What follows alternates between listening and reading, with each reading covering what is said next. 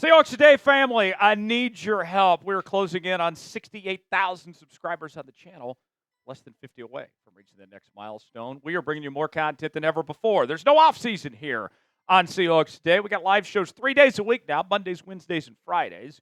We also are bringing you our daily news and rumors. We have breaking news, Q&A mailbags, and more, all right here on the channel. I want you to subscribe now and help us reach 68K. Subscribe now for free. YouTube.com/Seahawks TV, and we'll get started with today's show.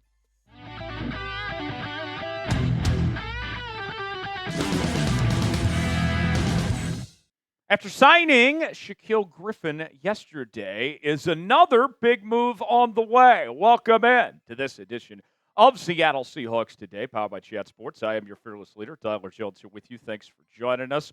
The folks at Seahawks Wire are suggesting that the Seahawks are not done just yet when it comes to free agency moves. We know they have plenty of cap space, and their next signing could very well be free agent offensive guard Shaq Mason. Let's dive in and see what they had to say.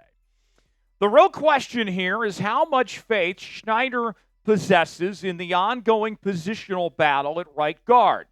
Anthony Bradford and Christian Haynes are competing for that spot for a second consecutive offseason. Neither player maximized that opportunity last season. The Seahawks are banking on another year of experience paired with new position coach John Benton to better develop Bradford and Haynes. If Schneider and Mike McDonald run out of patience with Bradford and Haynes, they could strongly consider adding Mason via a one-year deal.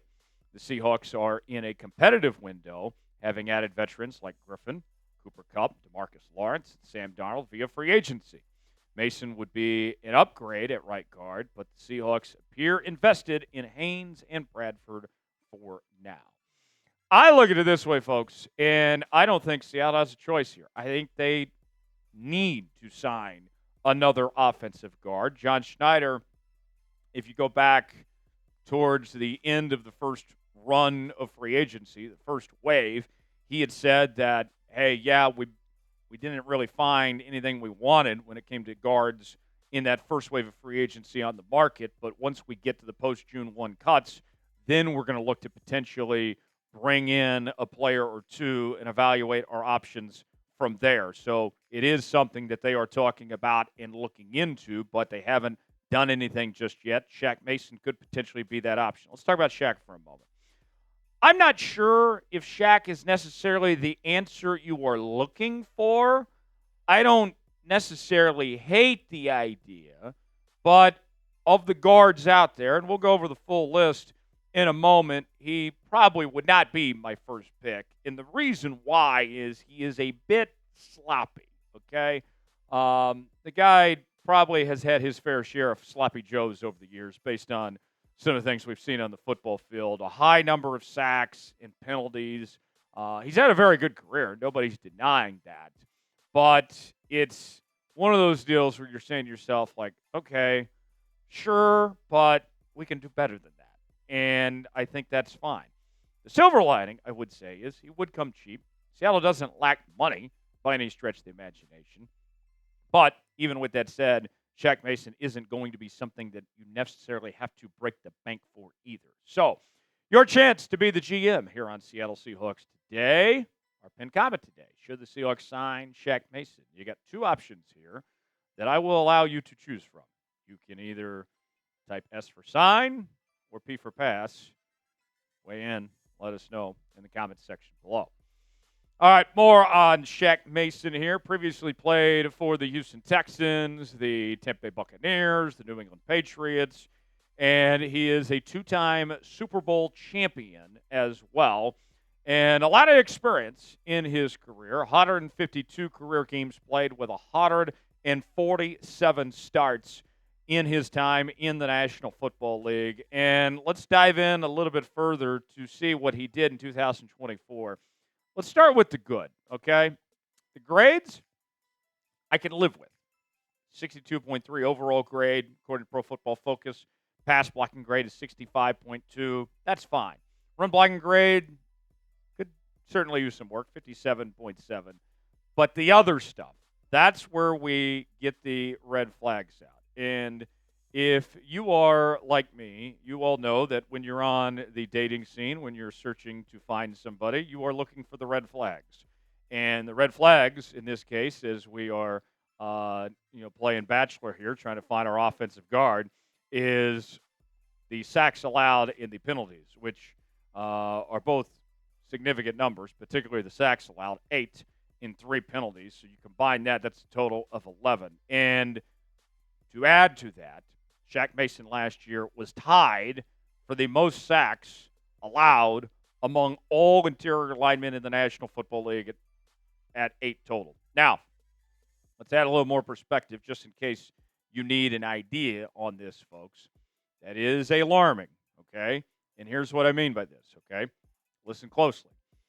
Typically, tackles allow the most sacks because they are seeing the most, pressure, protecting the quarterback's blind side, particularly if you're on the left, with, these elite edge rushers. We are in a golden age of edge rushers right now in the National Football League.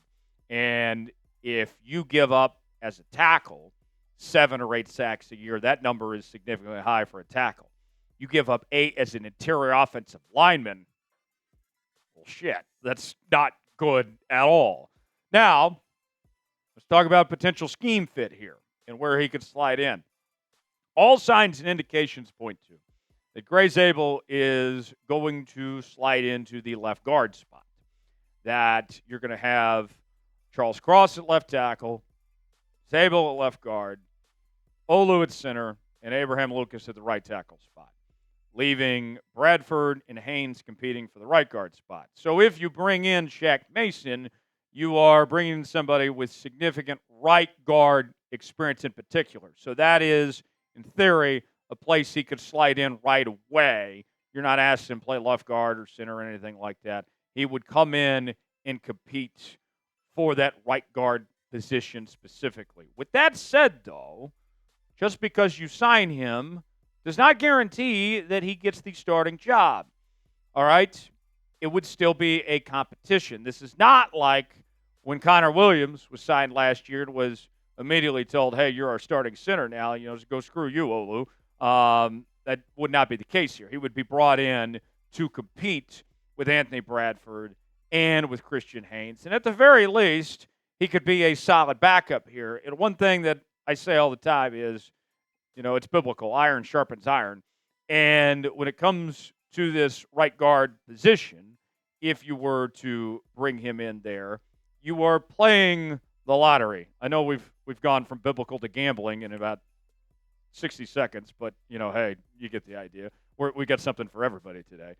You're playing your odds, essentially, all right? Where you're saying to yourselves, okay, whether it's Haynes, Bradford, Mason, somebody you would think is going to emerge and do a pretty decent job. Somebody. Who will it be? Honestly, I don't care. I just want a good competition and the best man to earn this job and play at a high level. When people ask me, we do these mailbag segments all the time. Tyler, you want Bradford to start? You want Haynes to start? I don't care. I just want somebody to do the job and do it well.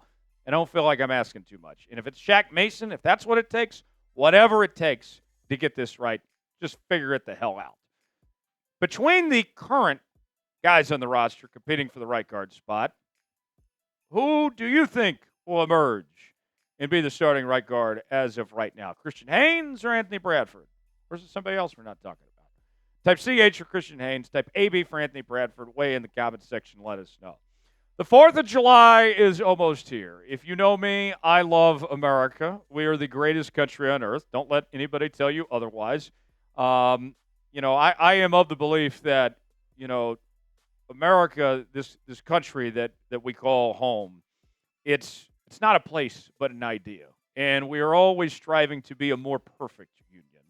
And I can't think of a better way to help our efforts to strive to be a more perfect union than to be repping this fantastic Seahawks 4th of July USA shirt that's on sale now at chatsports.com/SeahawksUSA. You can wear it for the 4th of July, and quite frankly, I think you can wear it all year long. Flag Day, maybe Labor Day. What other holidays are out there? I know that Labor Day isn't necessarily a patriotic holiday, but hey, any day off work sounds pretty American to me. Whatever it may be, all year long. Get your fantastic Seahawks 4th of July shirts on sale now at chatsports.com/Seahawks USA. The link is in the comments and description of today's video. We also have other Seahawks merchandise at that same link. Go see for yourself now. You'll be glad you did.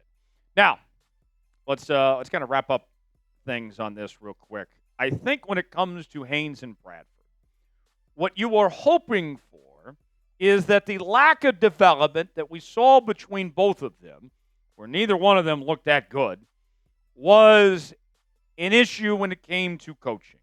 That you're hoping that this was a Ryan Grubb problem, and that with new coaching involved, with Clint Kubiak coming in, as well as the new offensive line coach, John Benton, that these guys are going to come out of this, that the problem was the coaching. That's what you're hoping for, and that one of them can emerge. It doesn't matter who. Ideally, both of them play well, but that's what you're hoping is at the core of the issue here. Is that the case? We won't know till we know. But Haynes and Bradford should not stop you from finding an offensive guard on the market and give you the best chance. As mentioned by Seahawks Wire in the article that we showed you early on here, is that you have an interesting opportunity. All right? This team made it very clear with the moves that they made, bringing in Sam Darnold, Cooper Kupp, DeMarcus Lawrence, how well they drafted and everything, that this is not a rebuilding situation. This team is not, trying to tank by any stretch of the imagination and stockpile and do that. No, they're trying to compete to win right now. And if you are trying to give yourself the best chance, then you owe it to yourselves to search around and see what gives you the best opportunity. And I think going out and signing an offensive guard, in addition to having Haynes and Bradford, gives you that best opportunity. Let's take a look at the top free agent offensive guards on the market. Dalton Reisner is still out there, former K-State Wildcat. Hell of a leader. He's a talker, too. Had a good run with Denver and Minnesota and a couple other teams. Then we got Brandon Scherf also out there as well. The former Jag. He's been a Pro Bowler. Shaq Mason, as mentioned. Will Hernandez is out there. And Nick Gates as well. Don't know if he's got two phones or not. Personally, I would take any of them. I think that all of them come in and give you a chance to improve. I have some I like more than others. Reisner and Scherf probably are my favorites of that group, but just somebody. Just do something, and I think that signing of Shaq yesterday is kind of the start of that second wave of free agency where we should have some more moves coming and that we should see this problem be addressed. I think now you're looking at, now that you got corner taken care of, offensive guard and edge are potentially the next two areas that you're looking at. And then let's see what they can do from there. Who's an offensive guard the Seahawks should sign? We put a couple names on the screen for you. Who would you like to see it up in Seattle? Weigh in and let us know. Thanks for joining us here on this edition of Seattle Seahawks Today. Subscribe now for free, youtube.com/Seahawks TV. I'm Tyler Jones. Thanks for joining us. We'll see you next time.